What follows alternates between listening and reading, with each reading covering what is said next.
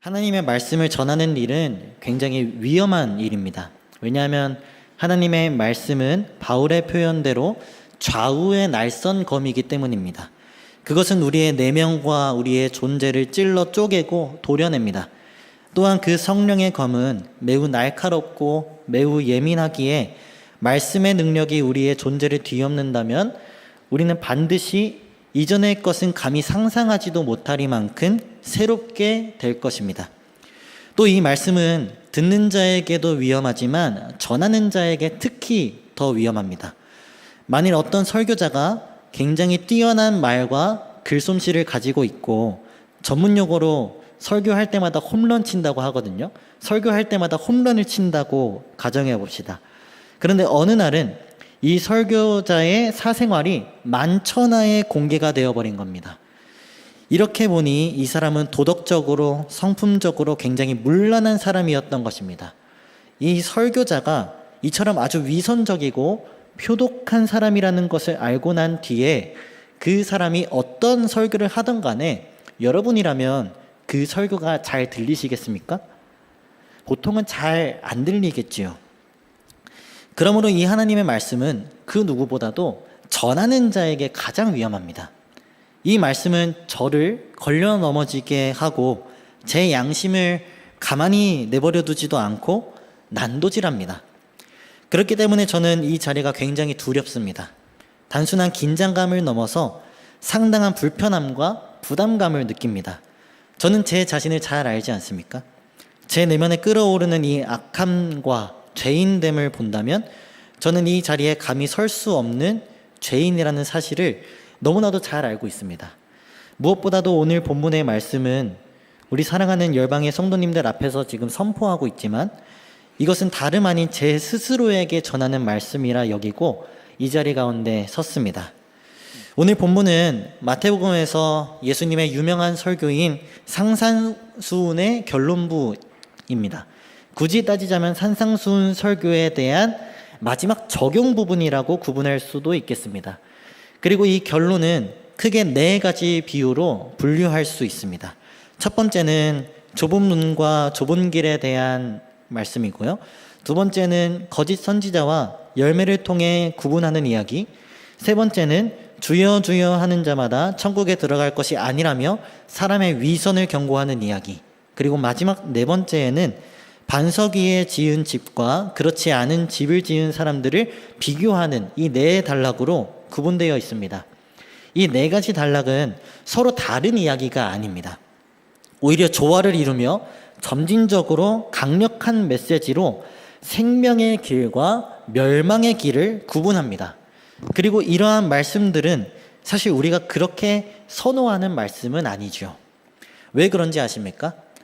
그 이유는 우리가 이 말씀을 받아들이고 살아내기에 많이 부담스럽기 때문입니다. 소위 우리는 사실 로마서 8장에 나오는 위대한 고백을 선호합니다. 그 안에 우리를 향한 하나님의 사랑을 확증해 주는 위대한 사랑에 대한 고백에 우리는 위로를 받습니다. 그러나 요한 1서에서 이웃을 사랑하지 않는 자는 그리스도의 제자가 아니라고 하는 말씀은 그리 달가워하지는 않습니다. 아니 적어도 그 말씀을 잘 알지만 익히 읽어왔지만 아직 나는 실천한 감량이 안 되고 어렵다며 애써 거부하고는 하죠. 복음서에 등장하는 우리 주님의 놀라운 기적은 우리가 다 좋아합니다. 그러나 구약의 고리타분하고 따분한 심판을 선포하는 선지자들의 글에는 그렇게 크게 큰 관심을 기울이지는 않죠. 이렇게 보면 우리는 하나님의 말씀을 통하여 우리가 기대하는 바가 명확합니다. 나의 상처에 대한 위로 혹은 참고하면 인생에 유익될 만한 교훈들을 기대하는 겁니다. 우리는 사실 부담감과 책임보다는 평안하고 안락함을 추구하고 상처받기를 꺼려하여 도망하기 바쁘고 감정적 공감과 위로를 갈망합니다. 하지만 분명한 것은 성경이 단순히 우리가 원하듯이 따스한 위로와 유익한 교훈의 메시지만 주지는 않는다는 것입니다. 성경은 분명히 생명과 멸망에 대하여 이야기하며 그리스도를 따르는 삶에 대한 고난과 책임을 말하며 때로는 강력한 언어로 우리의 상처를 건들면서까지 우리의 심령을 찔러 쪼개는 능력 있는 말씀입니다. 그것이 분명합니다. 그러나 또한 기억해야 할 것은 영적인 성장이라는 게 늘 고통을 수반한다라는 것을 우리는 기억해야 합니다. 아이러니하게도 사람에게 듣기 좋은 말과 흡족하게 하는 말들은 우리를 도태되게 만듭니다. 제가 요새 헬스장을 아침마다 꾸준히 다니고 있는데 근력 운동을 해보신 분들은 알겠지만 사실 이것은 자해 행위입니다.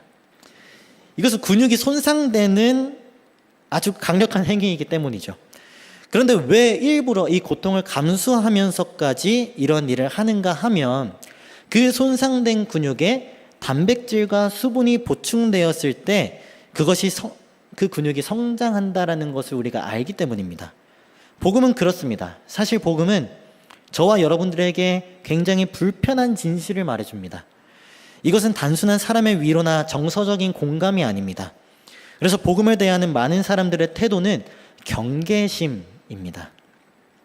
하지만 우리에게 가장 불편한 이 말씀이야말로 참으로 우리를 살리게 할 유일한 방편이 됨을 믿으시기를 소망합니다. 오늘 이 산상수훈의 결론부에 예수님께서 말씀하시는 이 불편한 말씀들을 믿음으로 받아들여 참된 생명의 길을 걸어가는 저와 여러분들이 되시기를 주님의 이름으로 축복합니다. 먼저 예수님은 오늘 본문에서 좁은 문에 대하여 말씀하고 계십니다. 13절과 14절 말씀입니다. 함께 읽겠습니다. 시작. 좁은 문으로 들어가라. 멸망으로 인도하는 문은 크고 그 길이 넓어 그리로 들어가는 자가 많고 생명으로 인도하는 문은 좁고 길이 협착하여 찾는 자가 적음이라. 여기서 우리는 주님께서 두 가지 문을 비교하고 있고 그 문들을 지나면 각각의 길들이 나온다는 것을 알게 됩니다. 그리고 각 문과 길의 끝에는 멸망 혹은 생명이 있습니다. 결국 이 말씀은 예수님을 따라가는 삶이 굉장히 극단적인 삶일 수밖에 없음을 이야기하는 것입니다. 이것은 이러한 삶은 성공하였느냐 덜 성공하였느냐의 문제가 아니라 모 아니면 도의 문제, 곧 구원을 받았는가 그렇지 않았는가의 문제라는 것입니다. 이 두 길은 방향이 완전히 정반대이고 그 목적지도 다릅니다. 좁은 문과 멸망으로 인도하는 문이 있습니다. 이 멸망의 문은 크기가 크고 길도 넓고 많은 사람이 돌아다닌다고 말씀하십니다. 반대로 좁은 문은 곧 생명으로 인도하는 문인데 그 길이 협착하여 다니는 사람이 얼마 없다고 하시죠. 그런데 한 가지 중요한 사실이 있습니다. 그것은 문과 길의 순서입니다. 예수님은 이 길을 걸어가면 이 문이 나오게 된다고 이야기하지 않으십니다. 오히려 반대로 문이 먼저 있고 이 문으로 들어가면 그에 맞는 길이 나온다고 말씀하시죠. 대개 수많은 종교들은 길을 먼저 제시합니다. 여러분 길 가다가 혹시 도인을 만나본 적이 계십니까? 도를 아십니까? 그들은 길을 외칩니다. 흔히 불교에서도 마찬가지죠. 끝없는 윤회를 반복하면서 깨달음을 얻은 후에야 그 윤회를 끊어내고 열반이라는 것에 도달하게 되는 것입니다. 그렇게 열반에 이르게 되면 소위 성불이라고 하죠. 부처가 된다고 말합니다. 그러니까 여기에서는 길이 먼저고 그 길을 잘 걸어가면 그 마지막에 성불이라는 문에 도착하게 되는 것입니다. 그런데 우리 주님이 말씀하시는 바는 완전히 반대이죠. 먼저 문이 있고 그에 따르는 길을 걷는 것입니다. 이것은 필연적입니다. 반드시 문을 먼저 통과해야만 합니다. 당시의 종교적인 엘리트였던 바리새인과 서기관들은 이 차이를 잘 구분하지 못했습니다. 이들은 율법의 정신보다는 외형적인 부분들을 앞세웠습니다. 구제와 기도, 금식, 선한 행위를 통하여 구원의 문에 들어갈 수 있다라고 착각한 것이죠. 그리고 자신들은 그것들을 매우 잘 이행하고 있다며 우월감을 드러냈습니다. 그들의 마음에는 하나님을 즐거워하거나 높이는 데에 있지 않고 자기 중심적인 마음만 남아 있었던 것입니다. 예수님은 사실 이러한 종교인들의 위선을 고발하고 계신 겁니다. 이 종교적인 위선을 행하는 자들이 멸망으로 인도하는 길에 놓여 있다라는 것이죠. 사실은 열방교회 성도님들 중에 행위로 구원을 얻을 수 있다고 착각하시는 분은 아마 없을 겁니다. 혹시 계신가요? 아무도 없으시죠? 그런데 우리가 교회를 다니고 또 봉사로 섬기고 여러 활동과 행사들에 참여하면서 그 내면의 동기가 하나님을 사랑하거나 그분을 즐거워하기 위함이 아닌 사람에게 잘 보이고 싶거나 내가 이만큼 교회에서 헌신하고 있다는 우월감을 드러내기 위한 수단이 된다면 그것은 우리가 지닌 또 하나의 위선일 수도 있다는 것입니다. 나는 이미 좁은 문에 들어왔다고 확신하거나 믿고 있을 수도 있으나 우리 주님은 분명히 말씀하십니다. 위선하는 자가 곧 멸망의 길 위에 서 있다라는 것을요. 그렇다면 좁은 문은 무엇일까요?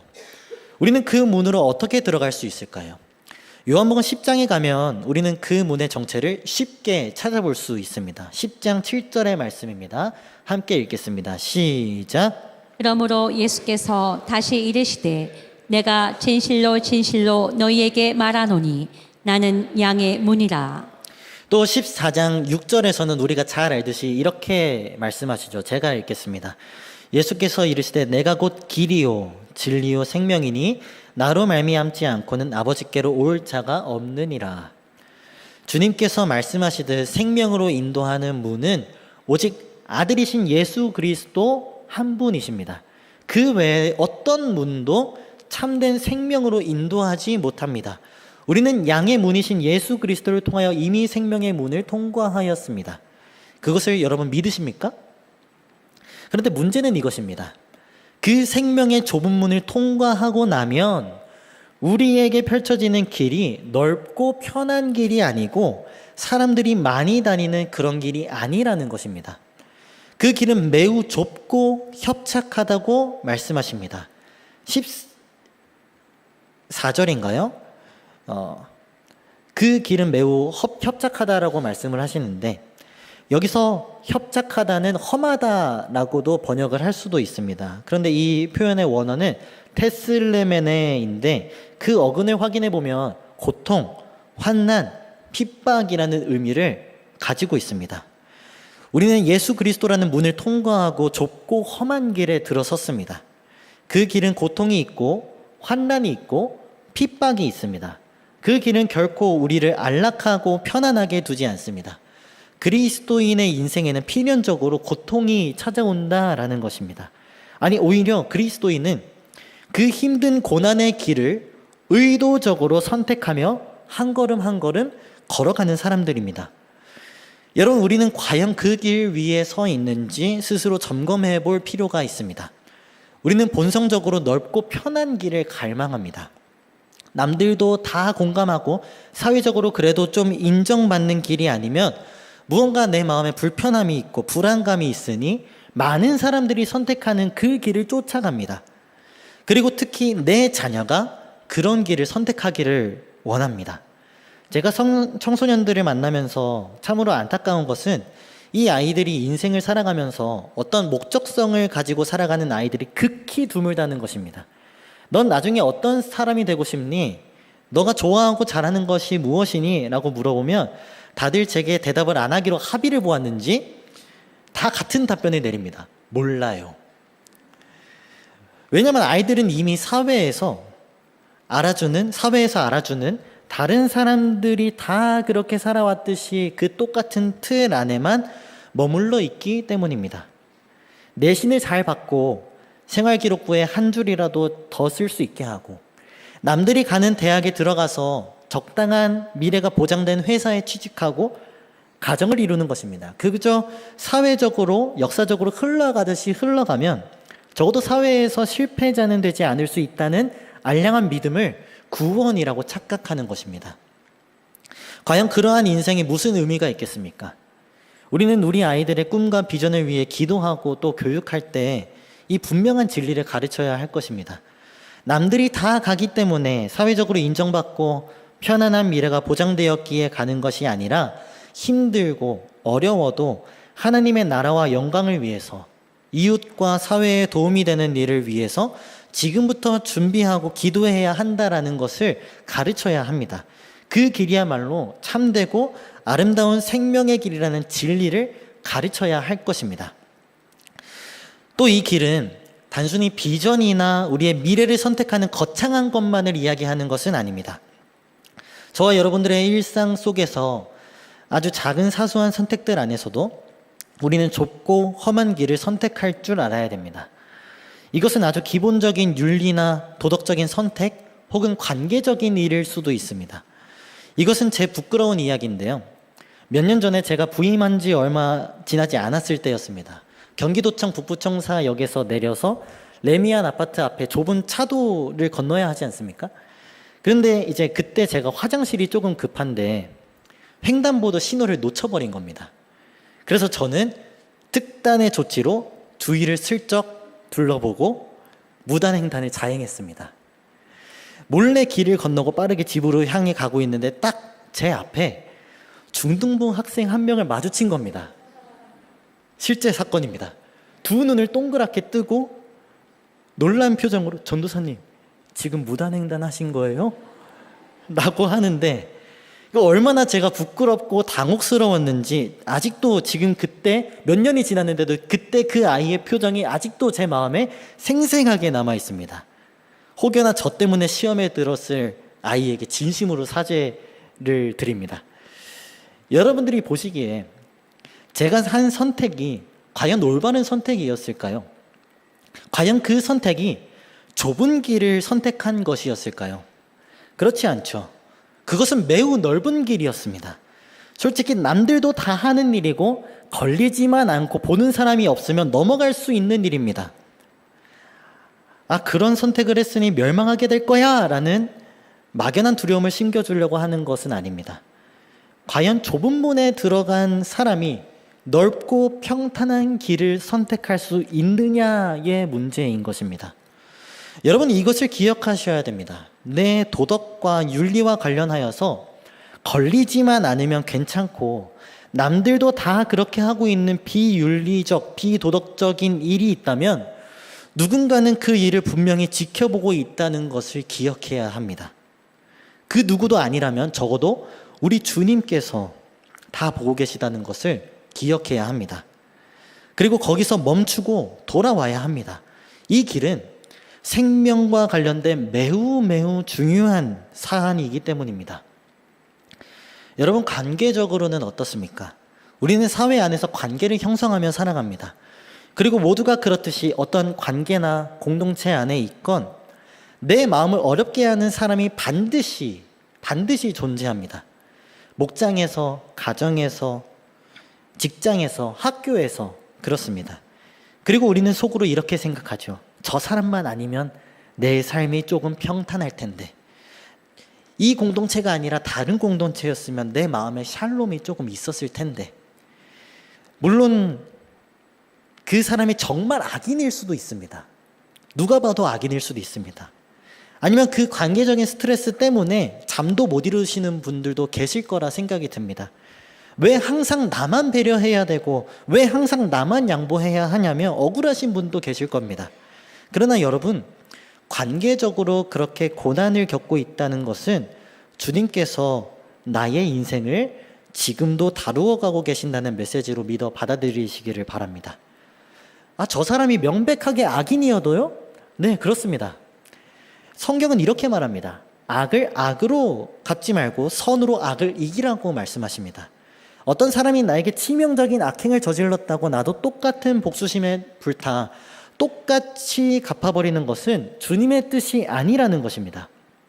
오히려 선함으로 우리의 선한 행실로 악행을 이기는 것이야말로 주님이 가르쳐 주신 길이고 그 길은 우리를 미치도록 고난에 처하게 하지만 명확하게 생명이 있는 길이라는 사실을 믿고 결단하며 나아가시기를 소망합니다. 그런데 여러분 이 좁은 길을 걸어가는 우리에게 또 치명적인 위험이 있습니다. 그것은 이 길로 나아가려는 자들을 오히려 잘못된 방향으로 이끄는 존재들이 있다는 것입니다.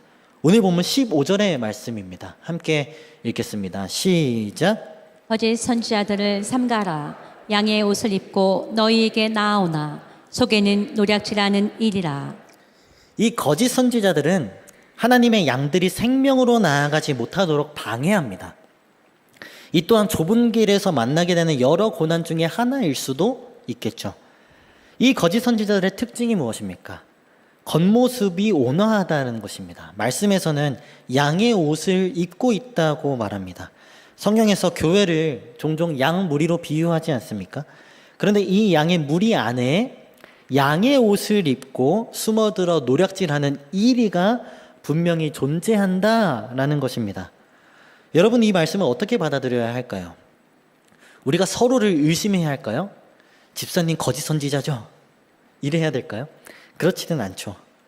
이 본문에서 주님은 이 거짓 선지자가 정확하게 어떤 자들인지 명확하게 이야기해 주지는 않습니다. 그저 그들의 특징만을 알려주실 뿐이죠. 이 말은 무엇이냐면 곧 지금 예수님의 시대뿐만 아니라 모든 시대를 초월하여 교회 안에 숨어있는 거짓 선지자들이 존재하고 있다는 것입니다. 누구도 그 실체를 알 수 없지만요. 그리고 그 가능성은, 거짓 선지자일 가능성은 누구에게나 있습니다. 제가 혹시라도 거짓 선지자일 수도 있다라는 것입니다. 그렇게 보이십니까? 그럴 수도 있습니다. 저는 모릅니다. 목회자일지라도 이 가능성에 대하여 면제될 수 있는 사람이 없습니다. 그러면 이 특정할 수 없는 이 거짓 선지자를 찾아내서 주의하기에는 거의 불가능에 가깝죠. 명백하게 이단이라면 말이 달라지겠지만요. 그런데 주님께서 이 거짓 선지자를 분별하기 위해 알려주신 힌트가 한 가지 있습니다. 그것이 무엇이냐면 열매입니다. 16절에서 20절까지의 말씀에 해당되는데요. 18절부터 함께 읽어보겠습니다. 18절에서 20절입니다. 다 함께 읽겠습니다. 시작. 좋은 나무가 나쁜 열매를 맺을 수 없고 못된 나무가 아름다운 열매를 맺을 수 없느니라. 아름다운 열매를 맺지 아니하는 나무마다 찍혀 불에 던져지느니라. 이러므로 그들의 열매로 그들을 알리라. 무엇이 거짓 선지자를 구별할 수 있습니까? 주님은 열매로 그들을 알리라고 말씀하십니다. 이 열매는 단순히 행위만을 가리키는 것은 아닙니다. 그 사람이 말하고 생각하고 행하는 모든 존재를 통틀어서 열매라고 이야기합니다. 겉모습으로는 이를 판단할 수 없습니다. 이들의 양의 탈을 쓰고 있다는 것은 이렇게도 해석할 수 있는 것이죠. 아주 그럴듯한 모습으로 독실하고 경건한 신앙을 지닌 자들로 위장하고 있다는 것입니다. 그러나 중요한 것은 그러한 것이 아닙니다. 주님은 겉모습만 신앙인이면서 실제적인 열매는 나쁜 열매를 맺는 사람들을 고발하고 있는 것입니다.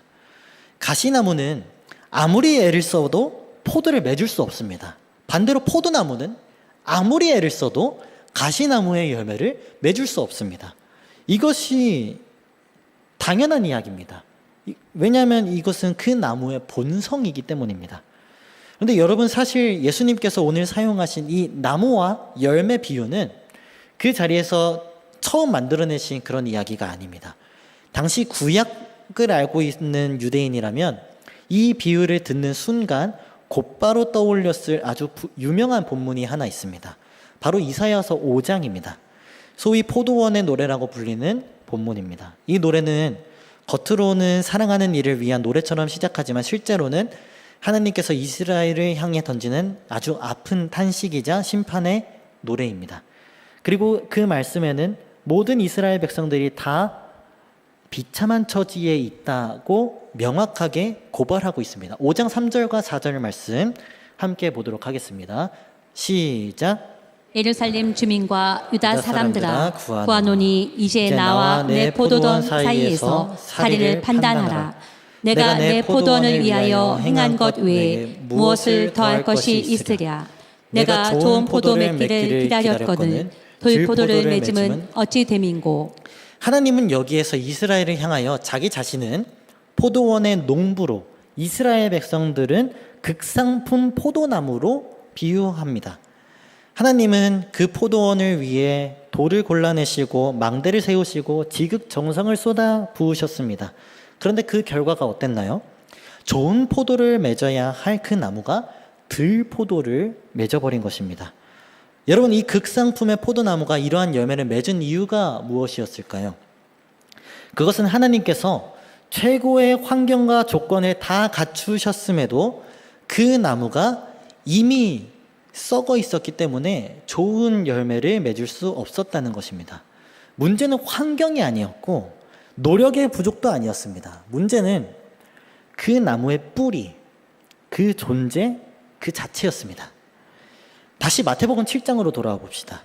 좋은 나무가 나쁜 열매를 맺을 수 없고 못된 나무가 아름다운 열매를 맺을 수 없느니라. 이 말씀이 우리에게 주는 결론은 열심히 노력해서 좋은 열매를 맺자가 아닙니다. 오히려 이사야서 5장의 말씀에 빛에 비추어 볼 때 이 말씀을 다시 읽으면 그 결론은 훨씬 무겁고 근본적입니다. 우리는 스스로의 힘과 노력으로 결코 극상품의 열매를 맺을 수 없는 존재라는 것입니다.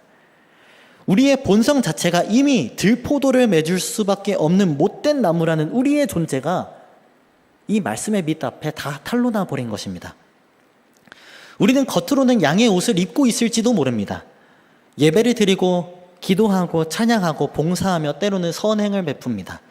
그러나 우리의 마음의 깊은 뿌리를 들여다본다면 우리 중 그 누구도 자신의 힘과 노력으로 하나님이 기뻐하실 극상품의 열매를 맺어낼 수 있는 사람은 없다는 것입니다. 바로 이 지점이 우리를 불편하게 합니다. 그래서 로마서 3장 10절에서는 이러한 모든 인류의 실존을 이렇게 정리하죠. 기록된 바 의인은 없나니 하나도 없으며. 이런 우리의 존재의 실존은 다음에 읽을 본문에서 아주 구체적으로 드러납니다. 21절에서 23절까지의 말씀인데요. 또 함께 읽었으면 좋겠습니다. 시작. 나더러 주여 주여 하는 자마다 다 천국에 들어갈 것이 아니요 다만 하늘에 계신 내 아버지의 뜻대로 행하는 자라야 들어가리라. 그날에 많은 사람이 나더러 이르되 주여 주여 우리가 주의 이름으로 선지자 노릇하며 주의 이름으로 귀신을 쫓아내며 주의 이름으로 많은 권능을 행하지 아니하였나이까 하리니 그때에 내가 그들에게 밝히 말하되 내가 너희를 도무지 알지 못하니 불법을 행하는 자들아 내게서 떠나가라 하리라. 우리가 여기서 주목해야 할 표현이 있습니다. 그것은 주여 주여라는 이 호칭입니다. 성경과 고대 유대인들의 전통에서는 호칭을 2번 부르는 것은 아주 깊은 의미가 있었습니다. 구약에서도 하나님이 많은 차례를 거쳐서 아브라함아 아브라함아, 야곱아 야곱아, 사무엘아 사무엘아 라고 부르시기도 하시죠. 예수님도 시모나 시모나 이렇게 2번씩 부르시기도 합니다. 이 호칭을 2번 반복하는 것은 그만큼 마음의 친밀함과 진지함을 대변하는 것입니다. 즉 여기서 사람들이 주여 주여라고 부르는 것은 자신이 주님과 매우 가깝고 친밀한 관계에 있다고 스스로 확신하고 있다고 해석할 수 있습니다. 그런데 이 확신의 근거가 무엇이냐면 22절에 주의 이름으로 선지자 노릇하고 주의 이름으로 귀신을 쫓아내며 주의 이름으로 많은 권능을 행한 것. 여러분 이 화려한 이력들을 보십시오. 무엇보다 이들은 다 주의 이름으로 했다고 강조까지 합니다. 이들은 스스로 자신이 누구보다 주님과 친밀한 관계에 있다고 여긴 것입니다. 그런데 주님의 대답이 이상합니다. 내가 너희를 도무지 알지 못한다. 우리는 너무나도 익숙하게 알듯이 이 안다라는 성경에서 안다라고 표현할 때는 인격적인 알을 말하고 있는 것입니다. 부부가 서로를 아는 것과 유사하다고 했던 것을 여러분들 기억하실 것입니다. 그런데 주님이 우리를 향하여 도무지 알지 못한다고 말씀하십니다. 그렇다면 주님이 우리에게 너무나도 무관심한 것일까요? 그렇지 않습니다. 이 말의 진짜 의미는 바로 이렇게 볼 수 있습니다. 나는 네가 한 일들을 모르는 것이 아니다. 일들은 안다. 그런데 너를 모른다. 나는 너를 인격적으로 알지 못한다. 우리가 주님을 아는 것은 그다지 중요하지는 않습니다. 생각해 보십시오. 누군가 갑자기 우리 집 문을 두들기면서 나를 안다고 이야기합니다. 저는 당신을 압니다. 문 좀 열어주세요. 그런데 집주인이 그 사람을 도통 모른다면, 도통 모르는 사람이라면 문을 절대 열어주지 않겠죠. 오히려 이상한 사람이다라고 이야기할 것입니다. 우리가 주님을 아는 것보다 주님이 우리를 알아야 하는 것이 중요한데, 우리의 이 위선적인 행위로는 주님이 우리를 알아주지 아니한다라고 말씀하십니다. 여러분, 이것은 매우 비극적인 결말입니다. 스스로 주여 주여라고 말하며 주님과 친밀한 사이라고 굳게 믿고 있었는데, 정작 그 믿고 있던 대상에게 나는 너를 모른다고 선을 긋듯이 거절당하는 것입니다.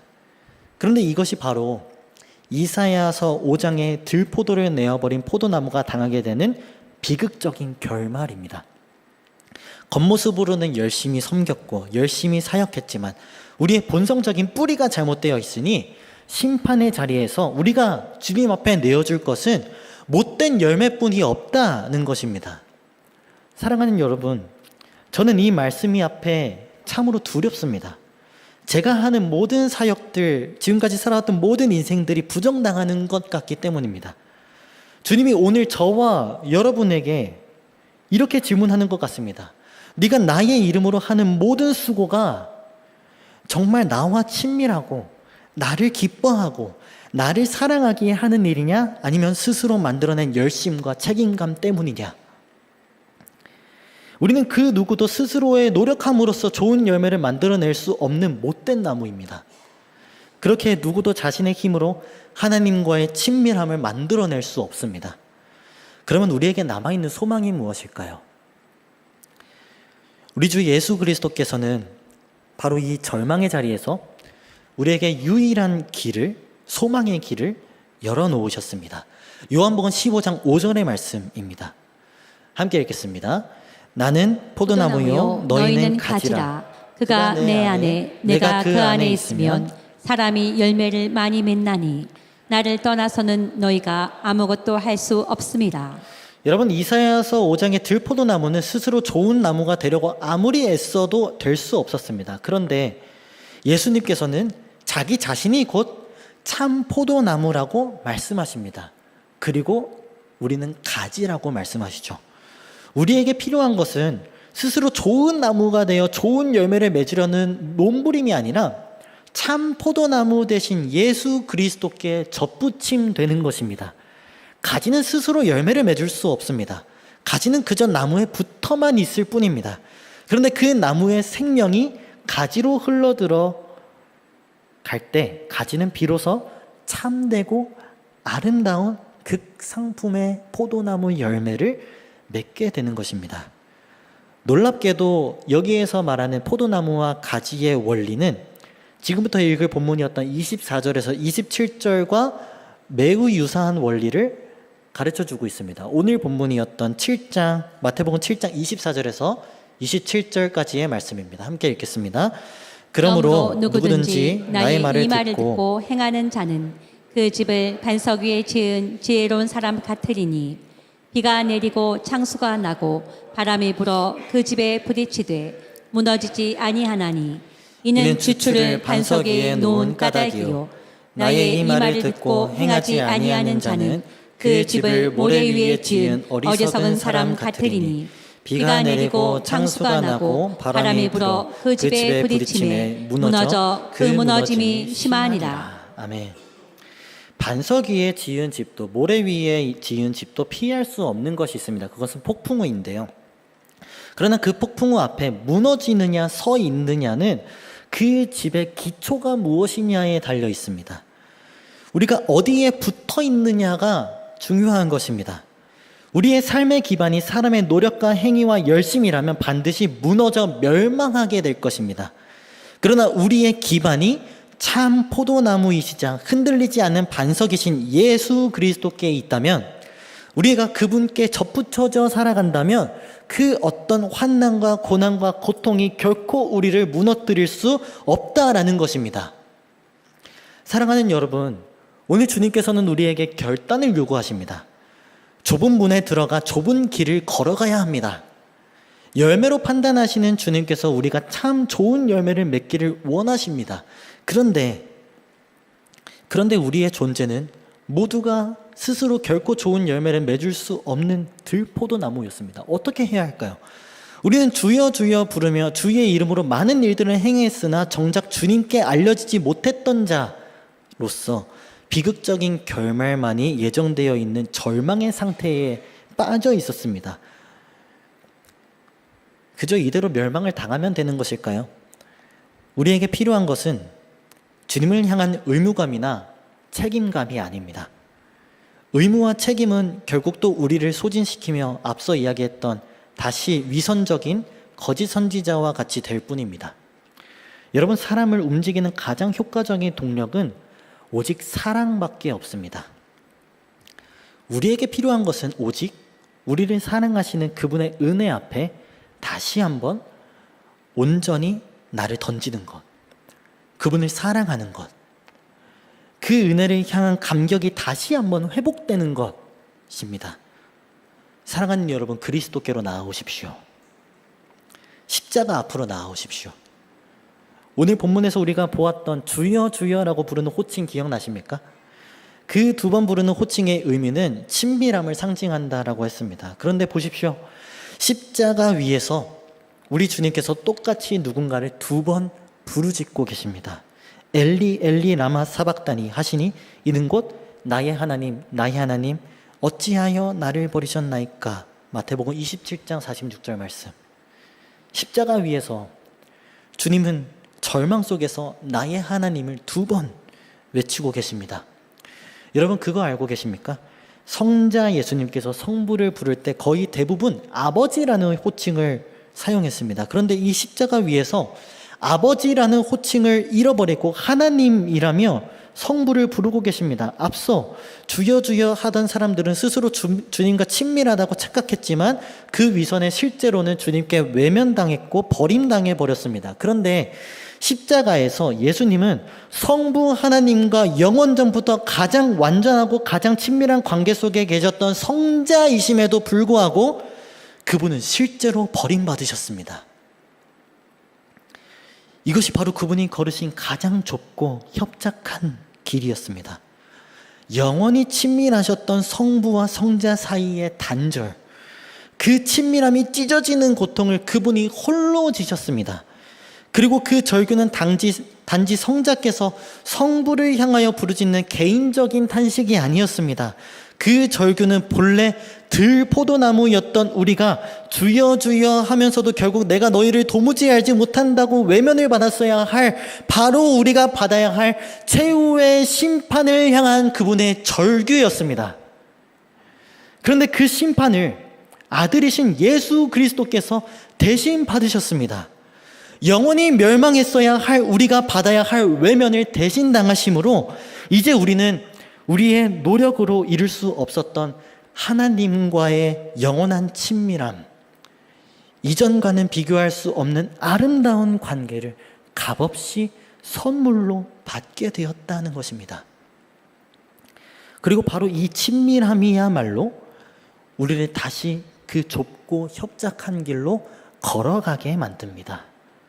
의무가 아니라 사랑의 관계만이 그 길을 걸어가게 만듭니다. 그러므로 사랑하는 여러분, 주 예수 그리스도께 나아와 사랑을 회복하십시오.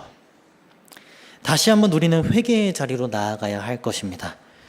우리의 열심과 노력을 의지했던 모든 거짓된 위선을 내려놓고 우리를 대신하여 외면당하신 주님 앞에 다시 한번 우리의 마음을 드리면서 나아가야 할 것입니다. 우리 주님이 다시 오시는 그날에 모든 열매들이 드러나 분별되게 될 것입니다. 그 날을 경건함과 두려움으로 기다리며 준비하십시오. 그 날에 기름이 없어서 혼인잔치에 참여하지 못하는 비극에서 벗어나기를, 날마다 마음에 기름을 품고 우리의 신랑 되신 그분을 기다리는 열방의 모든 성도님들이 되시기를 주님의 이름으로 축복합니다.